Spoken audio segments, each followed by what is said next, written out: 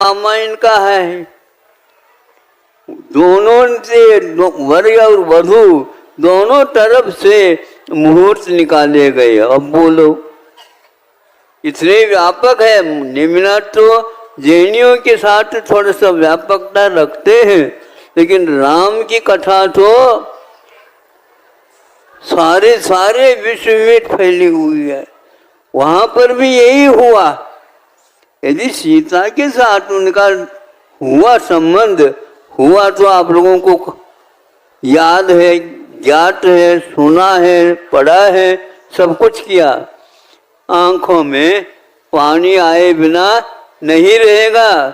केवल महिलाओं को ही नहीं, महाराजों को, कवियों को भी जब देखा लिखा है उस समय उनको भी आंखें नम हो गई होगी। नम क्या महाराज, 64 धार हो गई होंगी। हाँ, ऐसे दंडक वन में कैसे रह गई? किसी ने मुहूर्त सोचा ही नहीं होगा। बताओ महाराज, आप मुहूर्त अच्छे निकाल दो, हमारा भी कार्य अटके नहीं। ऐसे भैया वहां जाओ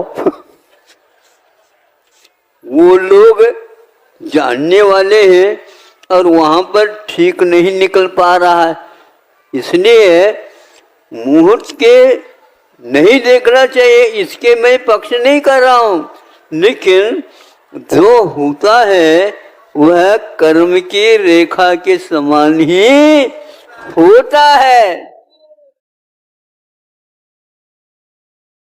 किसी प्रकार हमें समझना चाहिए, कोई भी कार्य बिगड़ भी गया तो हमारे कर्म का उदय है। ठीक है ना? आपको बात समझ में आ रही है? और हमारा कर्म का उदय है और हमें तो भोगना ही पड़ेगा, किसी से रुक नहीं सकता।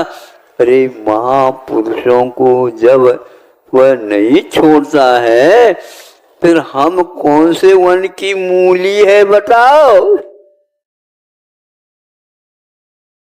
हाँ, आप लोगों को यह विषय समझ में आ गया, क्योंकि मुझे बहुत बार बार ये खटकता है। तो हमने कहा भैया अपने काटा स्वयं ही निकाल लो। अब आप लोग जाकर के कहेंगे, देखो सुनो, यह व्याह का जो विषय है यह अपने अपने कर्मों के अनुसार ही होता है। हाँ, इसमें आप कैसे भी मुहूर्त निकालो, मुहूर्त निकालने के उपरांत शादी हो भी जाए तो भी वही जो होगा फल कर्म के अनुसार होगा। और इसके ऊपर विश्वास जो रखता है वही विवाह के लिए हाओ कह देता है। यदि यह जिम्मेदारी लेने की क्षमता नहीं है, किसी को बाध्य नहीं करो। क्या समझे? आपके कहने से तो हम तो फंस गए। कभी कभी आपस में थोड़ा सा संघर्ष हो जाता है तो आ करके कहते, पति पत्नी दोनों आ गए, नमस्ते महाराज आशीर्वाद दे दो। क्यों, क्या बात हो गई? क्या क्या बात हो, आप तो समझते हैं ही नहीं। आपको तो ज्ञात है ही ना, आपको ज्ञात कराने से क्या मतलब न, फिर भी कुछ हमें कह दो ताकि थोड़ा सा हल्का हो जाए। ऐसे कहते महाराज 40 वर्ष हो गए, आगे कहूं 40 वर्ष हो गए झेलते हुए।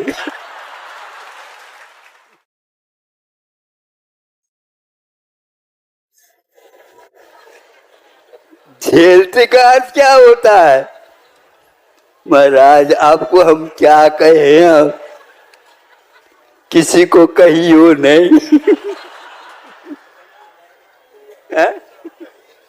किसी को कहियो नहीं, ये तो होना वही होता है।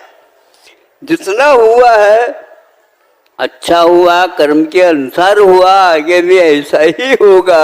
इसलिए किसी के साथ वैर, किसी के पास ऋण आदि आदि मत रखो और अपना जो प्रवास है उसको पूर्ण करो। कभी भी दुख में और सुख में धनवानी कहती है बेटा तुम रो नहीं और हंसो नहीं। ये एक पिक्चर है, ये एक सिनेमा है, ये एक नाटक है, उसके अनुसार मंच पर करना होता है। भले ही कोई आंसू नहीं पहुंचने वाला है तो स्वयं ही नहीं समझे, स्वयं ही करो और दूसरे को करते समय दूसरे के सामने हाथ रखो, वो देख नहीं सके, क्योंकि सबका यही पुराण है।